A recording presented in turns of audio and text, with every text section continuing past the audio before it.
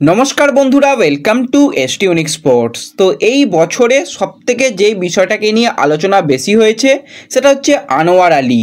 হঠাৎই তার দল পরিবর্তন নিয়ে বহু দিন ধরে নাটক চলেছে, এখনও চলছে, ভবিষ্যতেও চলবে।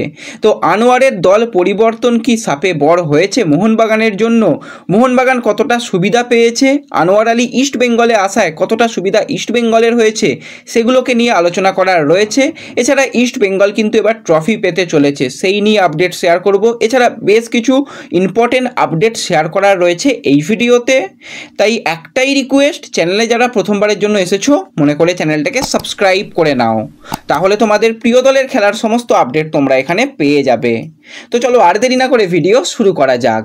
তো শুরুতেই যদি আমরা কথা বলি একটু সিএফএল নিয়ে, তোমরা সকলেই জানতে যে সিএফএলে কিন্তু ইস্টবেঙ্গল এক প্রকার চ্যাম্পিয়ন হয়ে গেছে। কারণ যেরকম নিয়ম রয়েছে সিএফএলে, সেই নিয়ম অনুযায়ী যেহেতু ডায়মন্ড হারবার খেলতে আসেনি, তো পুরোপুরি 3টে পয়েন্ট ইস্টবেঙ্গলকে দেওয়া হবে। কিন্তু এখনও পর্যন্ত অফিসিয়ালি 3টে পয়েন্ট দেওয়া হয়নি।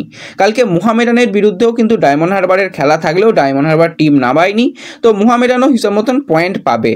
তো এবার এই পয়েন্টগুলো কবে দেওয়া হবে আর ট্রফি কবে আদৌ দেওয়া হবে সেই নিয়ে কিন্তু এবার বড় সিদ্ধান্ত জানাতে চলেছে আইএফএ।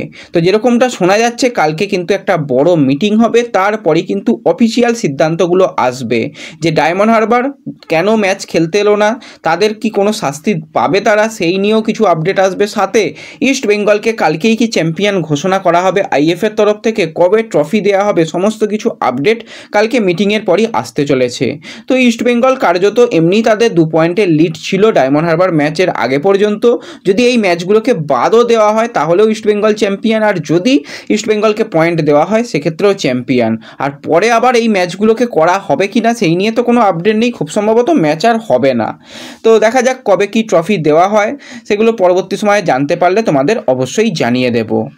তো এর সাথে সাথে আমরা যদি কথা বলি একটুখানি আনোয়ার আলীকে নিয়ে, কারণ আনোয়ার আলী ভারতীয় ফুটবলের সবথেকে চর্চিত এবছরের মুখ ছিল, এবং এই যে এরকম একটা ট্রান্সফার বহুদিন বাদে হয়েছিল ইন্ডিয়ান ফুটবলে, তো প্রচুর জলঘোলা হয়েছে। সেই সব কথা বাদ রেখে যদি আমরা কথা বলি আনোয়ার আলীর পারফরমেন্স নিয়ে, দেখো আনোয়ার 2023-24 সিজনে মোহনবাগানের হয়ে ভালো পারফরমেন্স করেছিল, ডুরান্ড কাপ চ্যাম্পিয়ন হয়েছিল, আইএসএল শিল্ড চ্যাম্পিয়ন হয়েছিল, এবং যথেষ্ট ধারাবাহিকতা রেখে সে পারফরমেন্স করেছিল। এবং এবছর ইস্টবেঙ্গলে এসে সেরকমটা হয়তো দলের জন্য কিছু হয়নি, দল কোনো রকম ট্রফি জিততে পারেনি, তারপরও আনোয়ার সুলভ পারফরমেন্স করেছে। কিভাবে সেটা একটুখানি যদি আমরা আলোচনা করি, তো 2023-24 সিজনে সে মোহনবাগানে ছিল, এবং 2024-25 সিজনে সে এখন ইস্টবেঙ্গলে রয়েছে।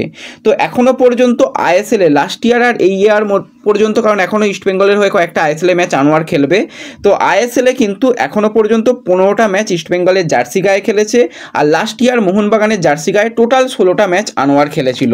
এটা একটু মাথায় রেখো।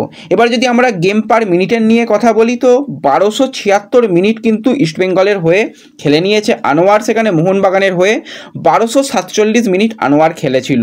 এবং আনোয়ার ডিফেন্সে থাকা দরুন কিন্তু ক্লিন সিট রাখতে পেরেছে এই পর্যন্ত ইস্টবেঙ্গল 4টে, মোহনবাগানও কিন্তু last year 4টে clean seat Anwar যতক্ষণ ডিফেন্সে ছিল ততক্ষণ রাখতে পেরেছিল। এছাড়া যদি আমরা ইন্টারসেপশন নিয়ে কথা বলি, তো দুটো ক্ষেত্রেই 18টা করে কিন্তু ইন্টারসেপশন করেছে আনোয়ার আলী।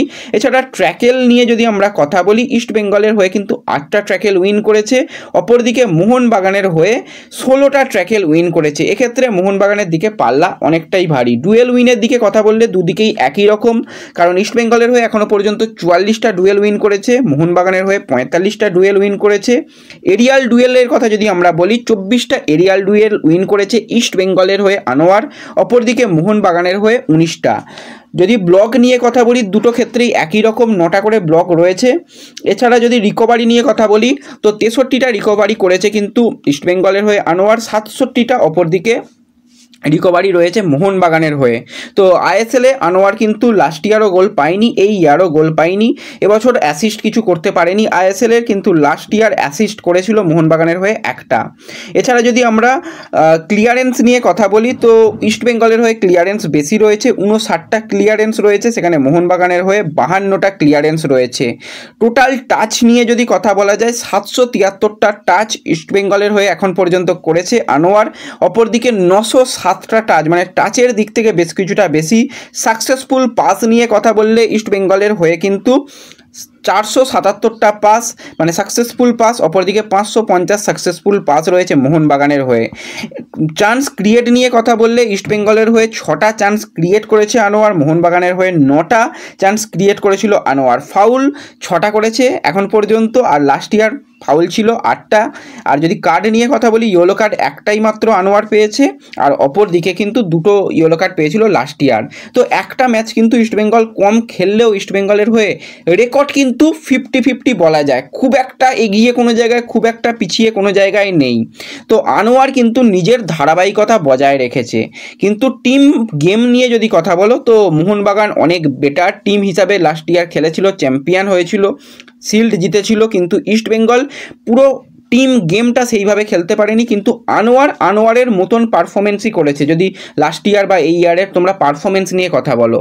তো ইস্টবেঙ্গলের জন্য হয়তো আনোয়ার ভালো সাইনিং হয়েছে, মোহনবাগানের জন্য সাপে বড় হতে পারে, কারণ তোমরা দেখছো মোহনবাগান এই সিজনে দারুণ তারা রক সলিড ডিফেন্স করেছে, 2জন বিদেশি ডিফেন্ডারকে একসাথে খেলিয়ে। তার সাথে একদিকে সৌভিক রয়েছে, অপর দিকে যারা খেলছে আশিস রায়, কোনো সময় দীপেন্দু, দারুণ ডিফেন্স করছে।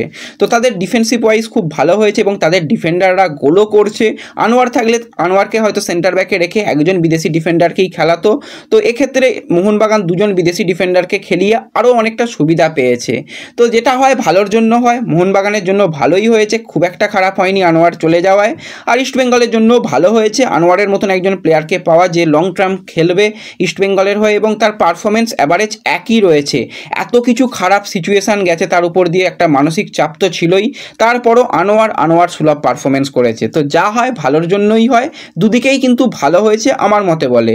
তোমরা তোমাদের মতামত অবশ্যই জানিও যে ইস্টবেঙ্গলের জন্য কতটা ভালো হয়েছে আনোয়ার আসায়, আর মোহনবাগান ছেড়ে আসায় মোহনবাগানের কতটা ভালো হয়েছে। তো এরপর যদি আমরা হেক্টর ইউসকে নিয়ে কথা বলি, তো লাস্ট ইয়ার মোহনবাগানের হয়ে লিগ শিল্ড জিতেছিল হেক্টর ইউসতে, এবং হেক্টর আনোয়ার ডিফেন্সের জুটি কিন্তু ব্রিলিয়ান্ট ছিল।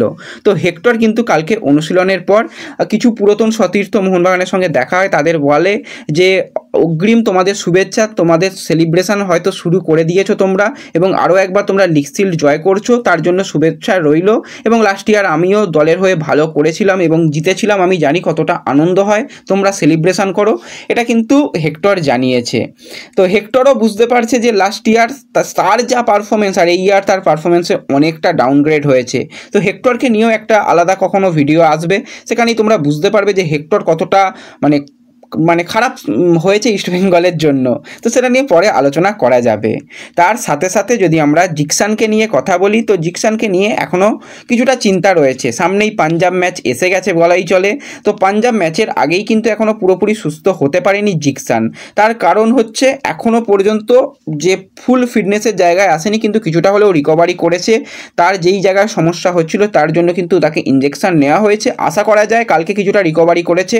আজকে যদি ঠিকঠাক রিকভারি বা কালকে পর্যন্ত যদি ঠিকঠাকভাবে টিমের সঙ্গে মানিয়ে নিতে পারে, তাহলে কিন্তু জিকসান ফিরতে পারে। তবুও তাকে নিয়ে কিছুটা চিন্তা রয়েছে। অস্কার খুব একটা ঝুঁকি নিতে আর চাইছে না, যারা রয়েছে তাদের দিয়েই কাজ চালিয়ে দেবে, এরকমটাই মোটামুটি রয়েছে। তো দেখা যাক জিকসান কত তাড়াতাড়ি সুস্থ হতে পারে। যত সুস্থ তাড়াতাড়ি হবে তত টিমের জন্য অপশান আরও একটা বাড়বে।